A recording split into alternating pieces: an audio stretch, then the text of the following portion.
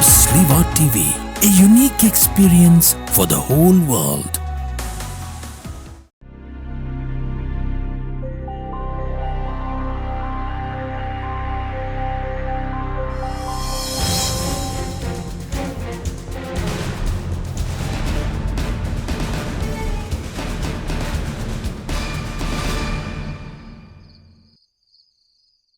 ഈശോ മിശിഹായ്ക്ക് സ്തുതിയായിരിക്കട്ടെ.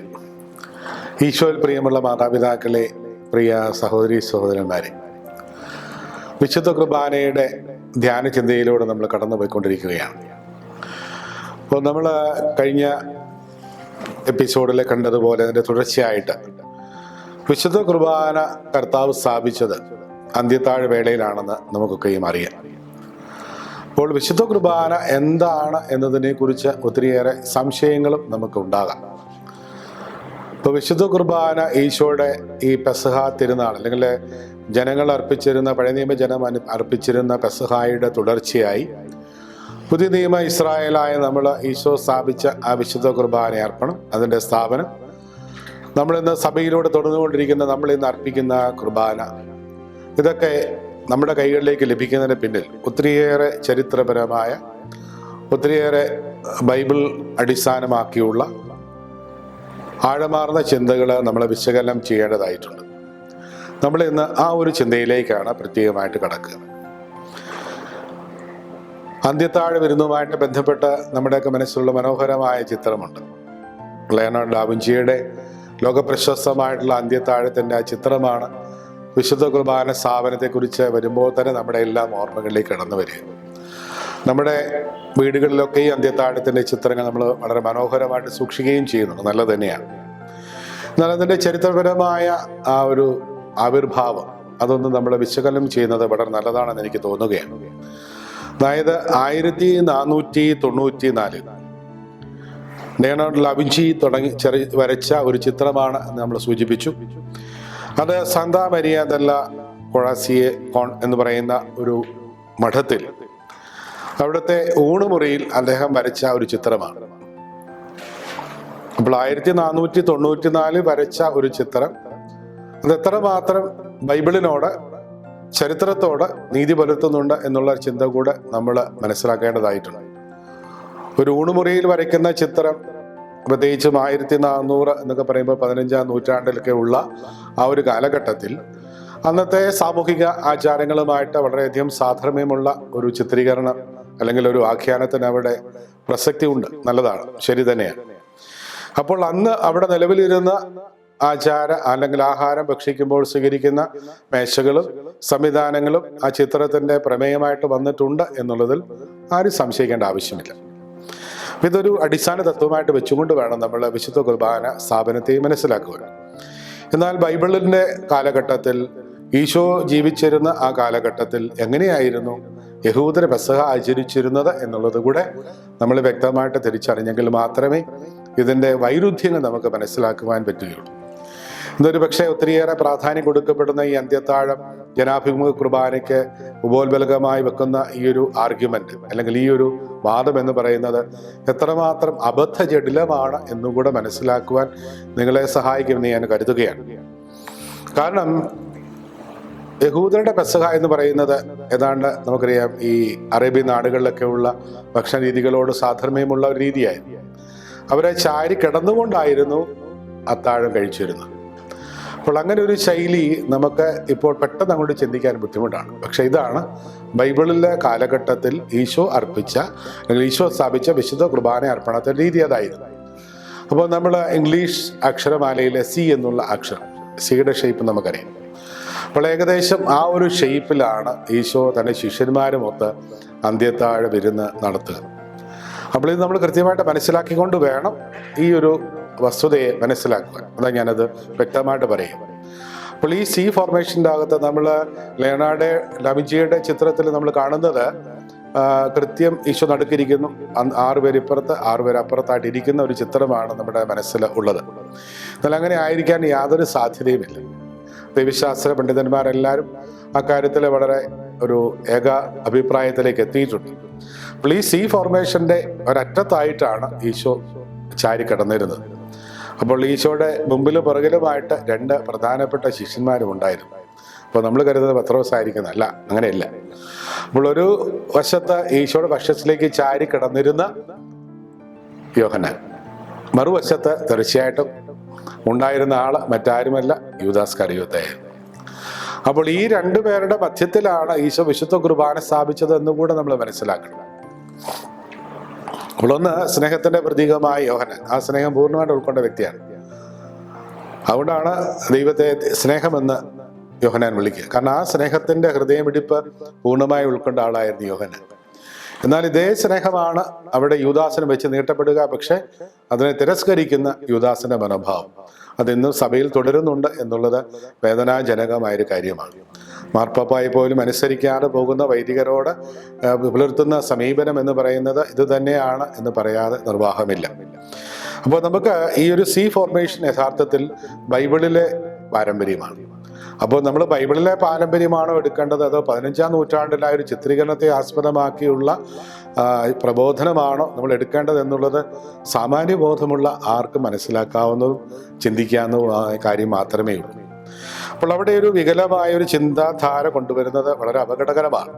അപ്പോൾ അവരുടെ ഊണുമുറിയിൽ വരച്ചിരുന്ന ആ ചിത്രത്തിന്റെ വലിപ്പം എന്ന് പറയുന്നത് 20 അടി നീളം 15 അടി ഉയരമുള്ള വളരെ ബൃഹത്തായ ഒരു ചിത്രീകരണമായി.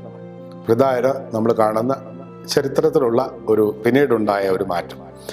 ഇതിനെ ബേസ് ചെയ്തുകൊണ്ട് ജനാഭിമുഖ കുർബാന എന്നൊക്കെ പറഞ്ഞ് വാദിക്കുമ്പോൾ ബൈബിളാണോ പ്രധാനം, അതോ ഈ 16-ാം നൂറ്റാണ്ടിലോ 15-ാം നൂറ്റാണ്ടിലുണ്ടായ ചിത്രമാണോ പ്രധാനം എന്നുള്ളത് നമ്മൾ സ്വയം വിലയിരുത്തുക. അപ്പം അതിനുശേഷം നമ്മുടെ നിലപാടുകൾ നമ്മൾ തിരുത്തുക. തെറ്റാർക്കും ഉണ്ടാകാം, തെറ്റ് തിരുത്തുന്നതാണ് ഏറ്റവും ദൈവികമായ ഒരു ഭാവം. അതിനിടയാവട്ടെ ഞാൻ പ്രാർത്ഥിക്കുകയാണ്. ഇനി നമ്മൾ വിശുദ്ധ കുർബാനയുടെ സ്ഥാപനത്തെക്കുറിച്ച് വിവരണങ്ങളുണ്ട്, സ്ഥാപന വിവരണങ്ങൾ. അപ്പോൾ ഈ സ്ഥാപന വിവരണങ്ങൾ 4 എണ്ണമാണ് ബൈബിളിൽ ഉള്ളത്. അതിനെക്കുറിച്ച് നമ്മൾ ഇനിയും അല്പം കൂടി ഒന്ന് വിശകലനം ചെയ്യാൻ ശ്രമിക്കുകയാണ്. അപ്പോൾ നമുക്കറിയാം, ബൈബിള് എഴുതപ്പെട്ട കാലഘട്ടത്തെക്കുറിച്ചൊക്കെ നമുക്ക് കൃത്യമായിട്ട് അറിയാവുന്നതാണ്. അപ്പം അതുകൊണ്ട് ആ വിശദീകരണങ്ങൾ എഴുതിയപ്പോൾ അതിൻ്റെ ദൈവശാസ്ത്രപരമായ സ്വാധീനം, അത് ഏത് സഭയ്ക്ക് വേണ്ടി എഴുതിയോ ആ സഭയുടെ ചില കാഴ്ചപ്പാടുകളൊക്കെ തീർച്ചയായിട്ടും ബൈബിളിൻ്റെ ആ ലിഖിത രൂപത്തിലുള്ള ഇൻസ്റ്റിറ്റ്യൂഷൻ നരേറ്റീവിനെയും സ്വാധീനിച്ചിട്ടുണ്ട് എന്ന് നമുക്ക് ന്യായമായിട്ട് അനുമാനിക്കാം. അപ്പം നമ്മൾ കൊരിന്ത്യ സഭയ്ക്ക് എഴുതിയ 1-ാം ലേഖനത്തിൽ 11-ാം അധ്യായം 23 മുതൽ 26 വരെയുള്ള വാക്യങ്ങളിൽ പൗലോസ്ലീഹ വളരെ മനോഹരമായിട്ട് വിശുദ്ധ കുർബാനയെ കുറിച്ച് പറയുന്നുണ്ട്. അപ്പോൾ നമ്മൾ സ്ഥാപന വിവരണം എന്ന് പറയുമ്പോൾ നമ്മുടെ മനസ്സിലേക്ക് കൂടി വരുന്ന തീർച്ചയായിട്ടും സുവിശേഷത്തിലെ സ്ഥാപന വിവരണമാകും, സംശയം വേണ്ട. പക്ഷേ നമ്മുടെ പഴക്കം വെച്ച് നോക്കുമ്പോൾ തീർച്ചയായിട്ടും പൗലോസ്ലീഹയുടെ കൊരിന്ത്യ ലേഖനത്തിലെ പരാമർശമാണ് ഏറ്റവും പഴക്കം ചെന്ന കുർബാന വിവരണം എന്ന് നമ്മൾ സമ്മതിച്ചേ പറ്റുകയുള്ളൂ. അതായത് AD 57 എഴുതപ്പെട്ടതാണ് കൊരിന്ത്യ ലേഖനം, AD 57.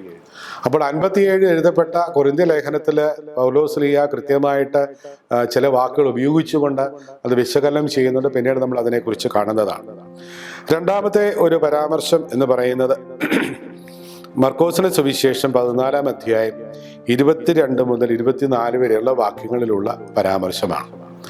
നമ്മളത് മർക്കോസിന്റെ സുവിശേഷം എഴുതപ്പെട്ട കാലഘട്ടം എന്ന് പറയുന്നത് AD 65-നും 70-നും ഇടയിൽ. അപ്പം അതാണ് നമ്മളൊരു ഹിസ്റ്റോറിക്കൽ അല്ലെങ്കിൽ പഴമയിൽ നിന്ന് പുതുമയിലേക്കുള്ള യാത്രയിൽ നമ്മൾ കാണുന്ന ഒരു ഓർഡർ അങ്ങനെയാണ്.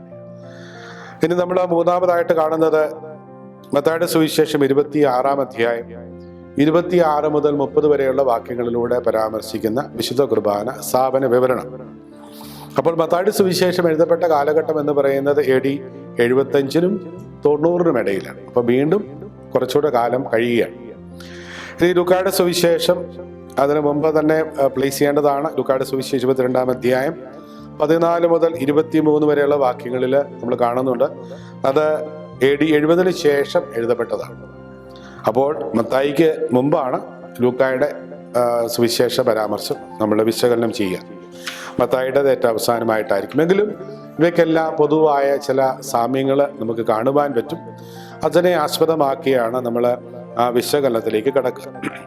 അതുകൊണ്ട് പ്രിയമുള്ള സഹോദരീ സഹോദരന്മാരെ, നമ്മൾ ചിന്തിക്കേണ്ട വളരെ പ്രധാനപ്പെട്ട ഒരു പരാമർശം ഞാനിപ്പോൾ ഒന്ന് വിശകലനം ചെയ്തു.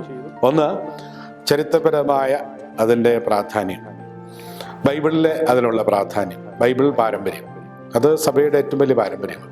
അപ്പോൾ വിശുദ്ധ ലിഖിതങ്ങളോട് ലഭിക്കുന്ന ആ പാരമ്പര്യമാണ് സഭ നൂറ്റാണ്ടുകളിലൂടെ കൈമാറ്റം ചെയ്ത് ഇന്ന് നമ്മുടെ കരങ്ങളിലേക്ക് സഭ ഇത് എത്തിച്ചു തന്നിരിക്കുന്നത്. അപ്പോൾ ഈ വിശുദ്ധ കുർബാന അല്ലെങ്കിൽ ലിറ്റർജി എന്ന് പറയുന്ന അമൂല്യമായ നിധി സഭ നമുക്ക് നൂറ്റാണ്ടുകളിലൂടെ കാത്തുസൂക്ഷിച്ച ഒരു നിധിയാണ്. അപ്പോൾ കാത്തുസൂക്ഷിച്ച ഈ കസ്തൂരി മാമ്പഴം കാക്ക കൊത്തി പോയി എന്ന് പറയുന്നത് പോലെ ഒരവസ്ഥ വിശേഷം ഇന്ന് സഭയിലുണ്ട്. അത് സഭയുടെ ഏറ്റവും ഒരു ഗതികെട്ട അവസ്ഥ എന്ന് മാത്രമേ അതിനെക്കുറിച്ച് പറയാൻ പറ്റുള്ളൂ. കാരണം സഭയിലുള്ള ബഹുഭൂരിപക്ഷം അല്ലെങ്കിൽ ഒരു 95% വരുന്ന വൈദികർക്കും ബിഷപ്പുമാർക്കും മുഴുവനും അതുപോലെ തന്നെ അൽമായർക്കും മനസ്സിലായൊരു സത്യം, ഒരു പ്രദേശത്ത് മാത്രമുള്ള അൽമായർക്കും അത് എല്ലാവരും ഉണ്ടെന്ന് ഞാൻ പറയുന്നില്ല. അത് ഒത്തിരിയേറെ ദുസ്വാധീനത്തിൽ പെട്ടുപോയ ഒരു പറ്റം നിഷ്കളങ്കരായ ആളുകളുണ്ട്. നിഷ്കളങ്കത ഒട്ടുമില്ലാത്ത ആളുകളും എൻ്റെ അകത്തുണ്ട്, ഇല്ലെന്ന് ഞാൻ പറയാൻ പറ്റില്ല. അപ്പോൾ വെറും ഗുണ്ടകളെ പോലെ പെരുമാറുന്ന ആളുകളും അതിൻ്റെ അകത്തുണ്ട്. അതിൻ്റെ പരിണിത ഫലങ്ങൾ അവരും തലമുറകളും അനുഭവിക്കേണ്ടി വരും എന്നുള്ള കാര്യം കൂടെ ഇതിനോട് ചേർത്ത് പറയാൻ ഞാൻ ആഗ്രഹിക്കുകയാണ്. അപ്പോൾ തലമുറകൾക്ക് ശാപം വാങ്ങിവെക്കുന്ന അവസ്ഥാവിശേഷം സഭയെ ദ്രോഹിച്ചുകൊണ്ട് ഉണ്ടാക്കരുത് എന്നൊരു വിനീതമായ അഭ്യർത്ഥന കൂടിയുണ്ട്. നിങ്ങൾ കടന്നു പോകും, പക്ഷേ വരുന്ന തലമുറകൾ കടന്ന് സഹിക്കേണ്ട ഗതികേട് നിങ്ങൾ കാണുന്നില്ല എങ്കിലും അടുത്ത തലമുറകൾ സഹിക്കേണ്ടി വരും. പ്രത്യേകിച്ചും ഞാൻ എൻ്റെ ശുശ്രൂഷ മേഖലയിൽ വൈദികരുമായിട്ടും ഇടവകളുമൊക്കെ ആയിട്ടും കേസ് കൊടുത്തും ഒക്കെ കളിച്ചിട്ടുള്ള ഒത്തിരിയേറെ കുടുംബങ്ങളുടെ തകർച്ചകൾ പലപ്പോഴും കേസുകളായിട്ട് എൻ്റെ അടുത്ത് വരാറുണ്ട്. അപ്പോൾ ആ മേഖലകളിൽ ഒരു ശുശ്രൂഷ ചെയ്യുന്ന ഡെലിവറൻസുമായിട്ട് ബന്ധപ്പെട്ട ശുശ്രൂഷ ചെയ്യുന്നൊരു വൈദ്യൻ എന്ന നിലയിൽ ഞാനിത് എടുത്തു പറയാൻ ആഗ്രഹിക്കുകയാണ്. നിങ്ങൾ ഉപകാരമൊന്നും ചെയ്തില്ലെങ്കിലും അടുത്ത തലമുറകൾക്ക് വേണ്ടി ശാപം വരുത്തി വെക്കുവാൻ പ്രിയമുള്ള സഹോദരന്മാരെ നിങ്ങൾ ശ്രമിക്കരുത് എന്ന് മാത്രം ഞാൻ അഭ്യർത്ഥിക്കുകയാണ്. വൈദികർ അവരുടെ കാലമൊക്കെ കഴിഞ്ഞു പോകും, കാരണം അവർ സിംഗിൾസാണ്, അവർക്ക് തലമുറകളൊന്നും സഹിക്കാനില്ല. പക്ഷെ നിങ്ങളുടെ തലമുറകൾ സഹിക്കേണ്ട അല്ലെങ്കിൽ ഗതികേടുകളിലേക്ക് പോകുന്ന അവസ്ഥകൾ നമ്മളായിട്ട് വരുത്തി വെക്കരുത് എന്ന് മാത്രം ഞാൻ ഇതിനോട് ചേർത്ത് പറയുകയാണ്. അപ്പോൾ നമ്മൾ സഭയുടെ പാരമ്പര്യത്തെ എന്തുകൊണ്ട് ആദരിക്കണം, മാനിക്കണം? കർത്താവ് സ്ഥാപിച്ച ആ വിശുദ്ധ കുർബാനെ മനസ്സിലാക്കാതെ കണ്ട് കുറേ വികലമായ പ്രബോധനങ്ങളുടെ വെളിച്ചത്തിൽ നമ്മൾ വാളെടുത്തവനൊക്കെ വെളിച്ചപ്പാടെന്ന് പറയുന്നത് പോലെ ഇന്ന് ഒത്തിരി ദൈവശാസ്ത്രജ്ഞന്മാർ അൽമായർ തന്നെ ഒത്തിരി പേര് പുതിയതായിട്ട് ഈ പുതുമഴയിൽ കുരുത്ത തകര പോലെ ഇന്നുണ്ടായി വന്നുകൊണ്ടിരിക്കുകയാണ്. അവരൊക്കെ കാണുമ്പോൾ അവരുടെ പ്രബോധനം കേൾക്കുമ്പോൾ സത്യം പറഞ്ഞാൽ നമുക്ക് തന്നെ ലജ്ജ തോന്നാറുണ്ട്. എങ്ങനെ ഇത്ര ഉളുപ്പില്ലാതെ പച്ചക്കള്ളം തന്നെ പറഞ്ഞ് പിടിപ്പിക്കുവാൻ എങ്ങനെ ഇവർക്ക് സാധിക്കുന്നു എന്നുള്ളത് പലപ്പോഴും ഞാൻ അത്ഭുതത്തോടു കൂടി നോക്കാറുണ്ട്. എന്ന് വായിക്കൊള്ളട്ടെ, ഇതെല്ലാം സഭയിലെ കാലാകാലങ്ങൾ ഉണ്ടായിട്ടുള്ളതാണ്. അപ്പോൾ എന്തും തിന്മകൾ അല്ലെങ്കിൽ ശീഷ്മകളൊക്കെ സഭയിൽ ഉണ്ടായിട്ടുണ്ട് ഇല്ലെന്ന് ഞാൻ പറയുന്നില്ല. പക്ഷേ ശീഷ്മകൾക്ക് കാരണഭൂതരായ ആളുകളും ഏത് തരക്കാരായിരുന്നുവെന്നും അവരുടെ അന്ത്യം എന്തായിരുന്നു എന്നുള്ളതും സഭയുടെ ചരിത്രത്തിൽ വളരെ വിശദമായിട്ട് പറഞ്ഞിട്ടുണ്ട്. അത് പഠിക്കുവാനും മനസ്സിലാക്കുവാനും ഇങ്ങനെയുള്ള ആളുകളൊന്ന് ശ്രമിക്കുന്നത് നന്നായിരിക്കും എന്ന് മാത്രമാണ് ഇതിനോട് എനിക്ക് ചേർത്ത് പറയുവാനുള്ളത്. അപ്പോൾ നമ്മൾ കണ്ട ആ ഒരു ഓർഡർ, 1 കൊരിന്ത്യൻസ്, രണ്ടാമത് മർക്കോസിന്റെ സുവിശേഷം, മൂന്നാമതായിട്ട് ലൂക്കായുടെ സുവിശേഷം, നാലാമതായിട്ട് മത്തായിയുടെ സുവിശേഷം. ഈ പരാമർശങ്ങളാണ് ഇനി നമ്മൾ വളരെ വിശദമായിട്ട് കാണുവാൻ പോവുക. അപ്പോൾ നമ്മൾ അവിടെ കാണേണ്ട ഒരു കാര്യമുണ്ട്. ബെനഡിക്റ്റ് 16 പാപ്പായുടെ ജീസസ് നാസറത്ത് എന്ന് പറയുന്ന ഗ്രന്ഥം നമ്മളൊക്കെ തീർച്ചയായിട്ടും വായിച്ചിരിക്കേണ്ട ഈ നൂറ്റാണ്ടിലെ വളരെ ദൈവശാസ്ത്ര സമ്പുഷ്ടമായ ഒരു ഗ്രന്ഥമാണ്. അതുകൊണ്ട് ഞാൻ അക്കൂട്ടത്തിൽ നിന്ന് പറഞ്ഞു പോവുകയാണ്. അപ്പോൾ അദ്ദേഹത്തിൻ്റെ ഗ്രന്ഥത്തിൽ പറയുന്ന ഒരു ജീസസ് നാസറത്തിലെ പറയുന്ന ഒരു വാക്യം ഞാനിങ്ങനെ പറയുകയാണ്. If Jesus didn't give his disciples bread and wine as his body and blood, the church's Eucharistic celebration is empty. വളരെ മനോഹരമായൊരു പരാമർശമായിട്ട് എനിക്ക് തോന്നുകയാണ്. അതായത് ഈശോ തൻ്റെ അപ്പത്തിലൂടെയും വീഞ്ഞിലൂടെയും തൻ്റെ ശരീരവും രക്തവും നൽകിയിരുന്നില്ല എങ്കിൽ സഭയുടെ വിശുദ്ധ കുർബാന അർപ്പണം, യൂക്കറിസ്റ്റിക് സെലിബ്രേഷൻ, അത് വളരെ ശൂന്യമാകുമായിരുന്നു എന്ന് അദ്ദേഹം പറയുകയാണ്. പ്രിയമുള്ളവരെ ഒന്ന് ഓർത്തു നോക്കി, എത്ര മനോഹരമായൊരു പ്രതിപാദ്യമാണ്. അപ്പോൾ അദ്ദേഹം വളരെ വ്യക്തമായിട്ട് പറഞ്ഞു വെക്കുകയാണ്. അപ്പോൾ നമ്മൾ വിശുദ്ധ കുർബാനയെക്കുറിച്ച് പഠിക്കുമ്പോൾ വിശുദ്ധ കുർബാന അതിൽ കർത്താവ് ഉപയോഗിച്ച 2 പ്രതീകങ്ങൾ, അപ്പവും വീഞ്ഞും, അത് വളരെ പ്രധാനപ്പെട്ടതാണ്.